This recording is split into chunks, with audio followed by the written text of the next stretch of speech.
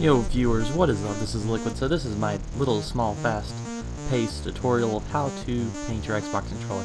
So as you see, I'm taking apart a controller right now with a screwdriver.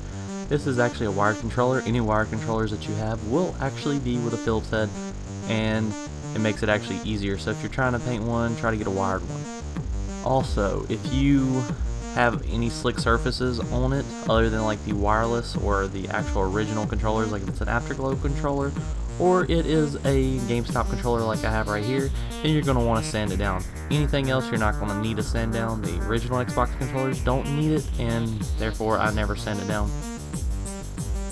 So as you'll see also is that I gotta mask it out. You gotta tape it out. If you don't get your tape in, your holes will stick.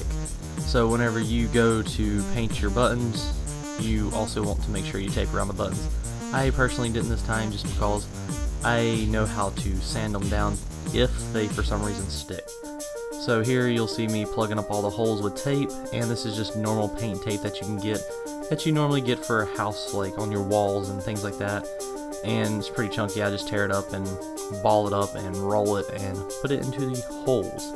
Now I also forgot to mention the fact that if you have a normal wireless controller, you're going to either need the actual key that is like a screwdriver key that comes from Xbox, because they have little pins in the middle of the screws, and if you don't have one of those, you can get a very small flathead screwdriver. So here you see we're going ahead and priming it up. My primer is actually a white paint. I use a white spray paint, and for some reason it kind of skipped out of, there we go. Anyways, so you see the paint right there, that's the type I'm using. It's actually a plastic paint. This one's particularly white. I'm spraying the H shape and all my buttons right now, as you see. So that basically, if you shoot on the top of it, you'll get the top of the buttons, and basically that will allow it not to necessarily get spray paint on the sides of the buttons, which will prevent it from, I guess, sticking or sliding or anything else. So this actually helps. And also I prefer to use a glove when picking up these things, because if you're holding things to spray it, more than likely you're going to hit your hand and you're going to have paint all over yourself. I had paint under my nose for I don't know how long, because I've been painting controllers now for the past 2 weeks. So here's another, it's my blue paint. This is what actually went under the purple. This was basically my primer. Since it's plastic paint, I just used it as a primer and sprayed up and went dark. And since the way I painted this controller, I wanted to go dark to light. So I did like a more of a pearl color. So I went from dark, kind of like you do for candy red. You basically paint up the dark stuff, and actually that was from another part of my controller. Those are different buttons. So just kind of ignore that. And here I'm mixing up some other paint. I have some gold dust, I have some silver stuff, and some yellow. And I kind of made a weird orangish kind of light color that went on top of it.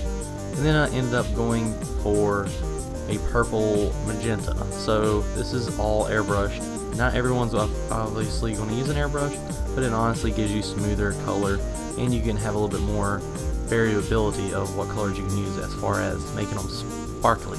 Yeah, all mine pretty much sparkle.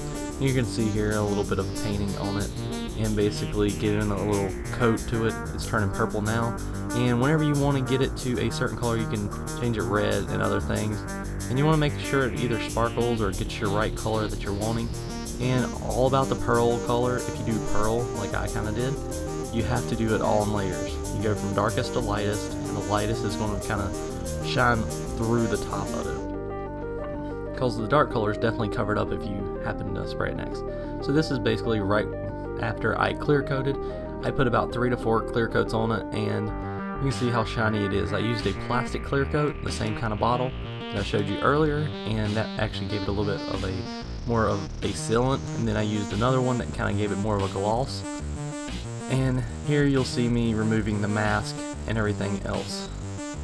And actually this was from a previous thing. I kind of taped it up and I seen what I got, but ended up not necessarily using this. I kind of used another controller, but this is a whole concept of preparation. You want to make sure you have all your controller designs down, whether it's going to be in taped outlines like I had originally on this one. And then I kind of went back on the design because I necessarily didn't like it. And then, of course, you get back to putting it together. So this is, of course, the final product, putting it together, make sure all the buttons fit, and I'll sit there and tap the buttons up and down to make sure they will not stick. And this is also after you remove all the tape and everything and you're just ready to put it back together and go. The sticks on, and by the way, you probably see my right stick, my aiming stick, a little funny looking. Yeah, I try to make my own control freak back in the day, so this is definitely an older controller.